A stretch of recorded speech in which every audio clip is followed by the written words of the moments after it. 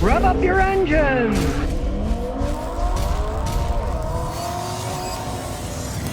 Another EV company is going down the tubes. In this case, the CEO of Lucid resigned. He said, I'm out of here, right? Lucid makes expensive electric vehicles. They're mainly owned by the Arabs who put billions into the company. And it looks like the Arabs made a big screw up in that investment. Needless to say, the guy quit. The stock went down 10%. But 10% of that stock isn't much because that was $2.20.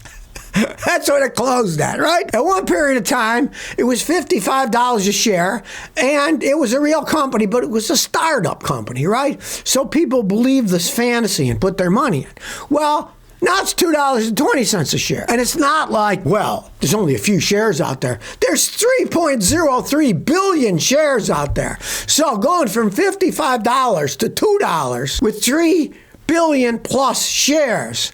That's a lot of money that's gone down the toilet. What? $150 billion or more? Right, down the toilet, people. Anybody that thinks this stuff is going to go is nuts. Now, for example, Lucid sold 3,142 cars in 2023, but they had a banner year in 2024. Last year, they sold 3,449, a little over 300 more. Now, at this pace, the company's never going to go anywhere. Now, they have a new interim CEO, and he says, we got to work on selling more cars, increase our value. Hey, 3,400 cars. Is it worth even having a company like that? Hey, they sold 300 more last year than they did the year before. Whoa, whoop-de-doo. This is not a recipe for success. It's a recipe for disaster, and the stock shows it. And for some reason, the CEO resigned. They said it was unexpected. Well, it certainly wasn't for him. He's sort of like, rats, we got to get off this ship before it sinks. Let's run off.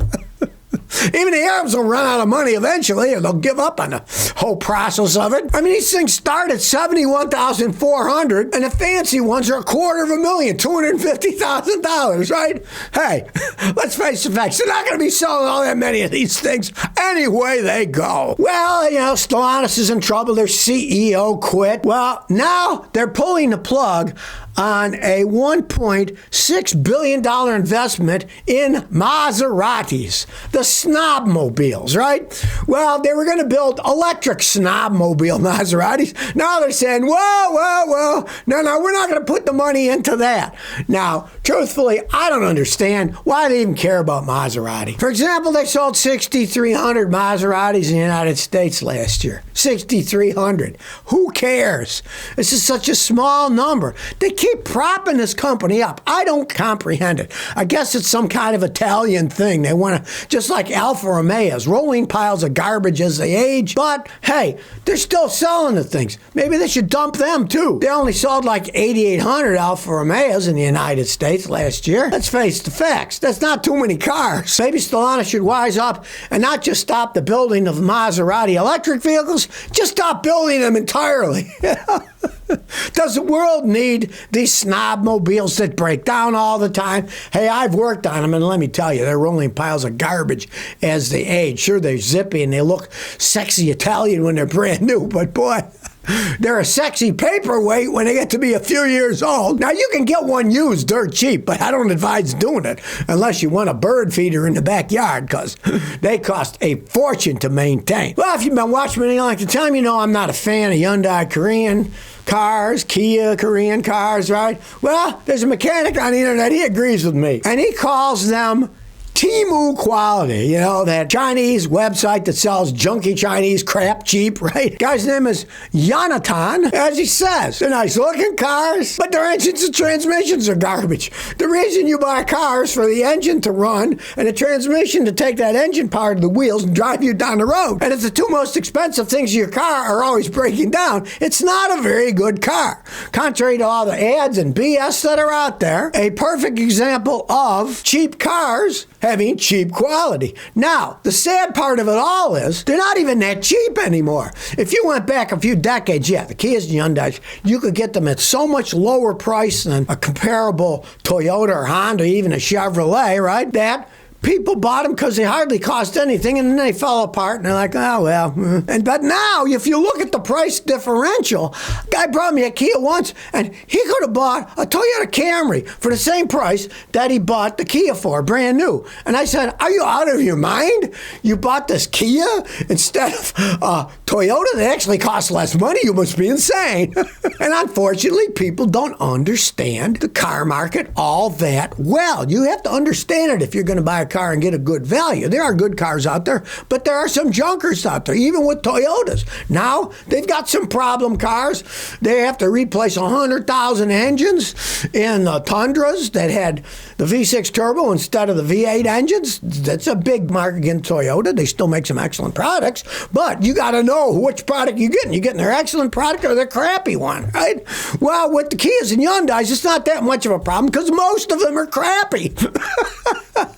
But they're no longer cheap, so you're getting almost the same price as Toyota.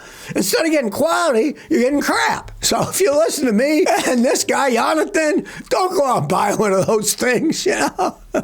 Because you'll regret it in the long run. Well, Toyota's working on battery technology, and all these people whined at Toyota. You didn't make fully electric battery cars. They were all cheering for them when it came with the Prius with the hybrid cars, right? But then you don't have real full battery electric cars. Wah, say the greenies, right? Well, Toyota's still working on it. And they're finding out they're working on a battery that is the exact opposite of what people have been doing recently. Recently, when they make one of these lithium batteries, the first time they charge it slowly, and they think that'll make it last longer. Well, Toyota's working on a battery that you charge it super fast the first time. And they're researching it. They've tried like 60-something different combinations, and now they say they're coming close to one that if you charge it super fast the first time, it'll have an 80% longer lifespan in the long run. Like I've been telling people for a long time, don't go out and buy a battery electric car now. This technology is still in its infancy. Maybe one day it will be common. Everyone will have electric cars. They'll go hundreds of thousands of miles on the battery before it goes bad. 500-800 miles between charges. They'll charge up in 10 minutes instead of 10 hours, right? But that time doesn't exist yet. Toyota's working on it. Maybe their system will be that way. Toyota also says they're working on solid-state EV batteries and that they might have them ready in 2 or 3 years. Even then, I'd still wait till they've been out for 2 or 3 years. Not, oh, they're out now, let's buy one. No. Wait till they're out, let other people be guinea pigs, and then if it works, then you buy one 3 to 4 years later when it's proven that the thing's actually work and hold up. Toyota's working on it, but hey, my advice, stay away from battery electric cars for the near future. Hey, as times change, I'll tell you the truth of what's happening. But the truth now is they're not ready for prime time. Well, I saw something that's kind of a stupid idea. Seat belts in motorcycles. All right? A company most people have never heard of, CF Moto. They make fast racing motorcycles. Has a motorcycle out now, and for all intents and purposes, if you look at the picture of the CF Moto, it looks like they got seat belts on it, right? And you might think, well, you got seat belts in cars. You should have seat belts in motorcycles too. No, motorcycles are different than cars. In a car, you're inside the car, inside a steel cage. Safest place you can be. You don't want to be thrown out of the car. It's been proved that people who are thrown out of cars have a much higher chance of being seriously injured or killed. So you want to stay inside your steel structured car. If it rolls over, well, at least it's rolling on the car. A motorcycle gets in a crash. There's only 2 wheels. They either fall over or they start tumbling. And the last thing you would want would be to be bolted on with a seatbelt to a motorcycle that's rolling over, crushing you, or even if it just lands on its side and slides.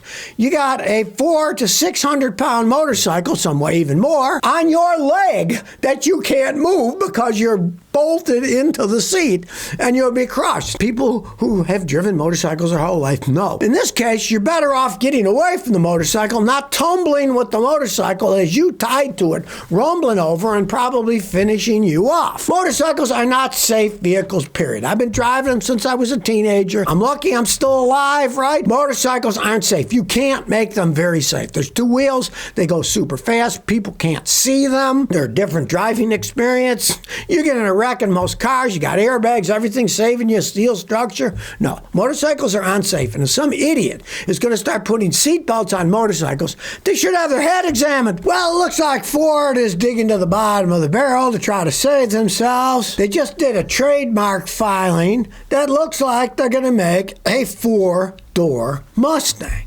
Now, that would be the first Mustang sedan ever. They've already kind of ruined the Mustang name with their stupid little electric SUV that they're calling Mustang, which has nothing to do with the Mustang. And now if they're going to stick 4 doors on it, thinking they're going to sell more, look, sedans aren't that popular anymore. Why turn the only car that you make for sports car into a 4-door sedan? Is that really going to change things? To begin with, Mustangs aren't that big inside. So, if you make a 4-door Mustang, unless you radically change the car to make it longer, and that won't handle as well, 2 doors in the back is just going to make 2 doors to a small back seat that nobody wants to sit in the first place. They filed for what they called Mach 4, and usually the 4 means the door. So, it has 4 doors. Whether they make this, I don't know. It seems to me like Ford is just grasping at straws to try to keep themselves afloat, right? Mustang's the only car left they even make. Why would they want to change it?